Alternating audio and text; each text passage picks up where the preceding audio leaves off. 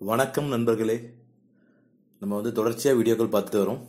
Secret of success, வெற்றியின் ரகசியம்ன்ற தலைப்பில் பார்த்துட்டு வந்துட்டு இருக்கோம். இது வரைக்கும் 7 வீடியோக்கள் பார்த்துருக்கோம். இப்பொழுது 8வது வீடியோ பார்க்க போகிறோம்.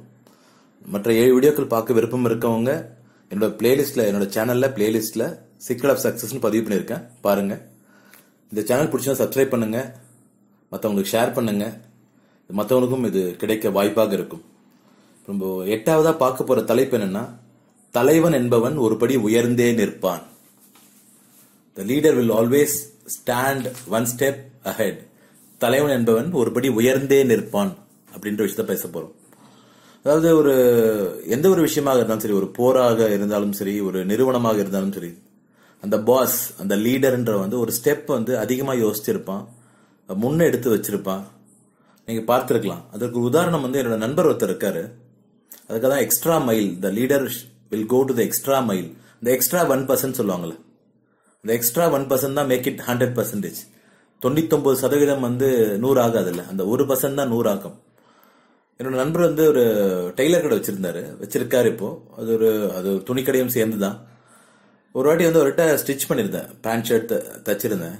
அதை ஒரு டெய்லர், அந்த மாஸ்டர் சொல்லக்கூடியவங்க, அந்த ஸ்டிச் பண்ண பிறகு டெலிவரி கொடுக்குறாரு. அவர் ஸ்ட்ரைட்டா எடுத்துட்டு வந்தாரு. ஒரு 4 செட்டையும் ஒரு கவர்ல போட்டு கொடுத்துட்டாரு.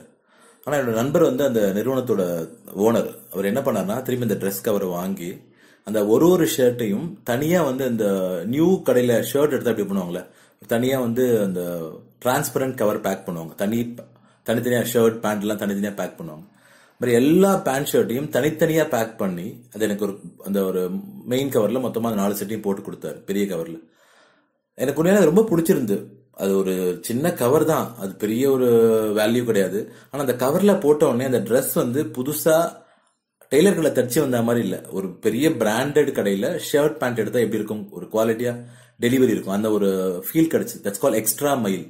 ஸோ அது மாதிரி ஒரு துறையிலும் சரி, எந்த ஒரு பிசினஸ் ஆக இருந்தாலும் சரி, இல்ல ஒரு நிறுவனத்துல வேலை செஞ்சாலும் சரி, the leader will go for an extra மைல்ன்றாங்க. அதாவது தனித்தே நிற்பான். தலைவன் என்பவன் ஒருபடி உயர்ந்தே நிற்பான். அதனாலதான் அவன் தலைவனா இருக்கான். தலைவனாக ஆசைப்படுறீங்களா? வாழ்க்கையில வெற்றி பெற ஆசைப்படுறீங்களா?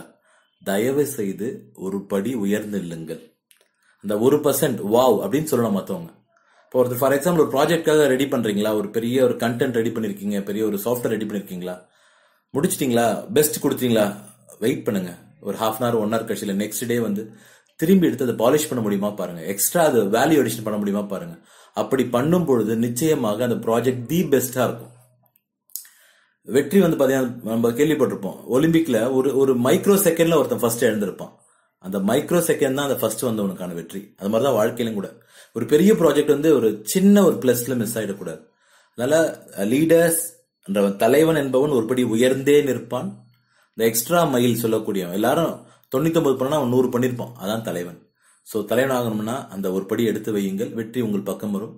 இது சீக்ரெட் ஆஃப் சக்சஸோட 8வது வீடியோ. தொடர்ந்து வீடியோக்கள் பார்ப்போம். நன்றி, வணக்கம்.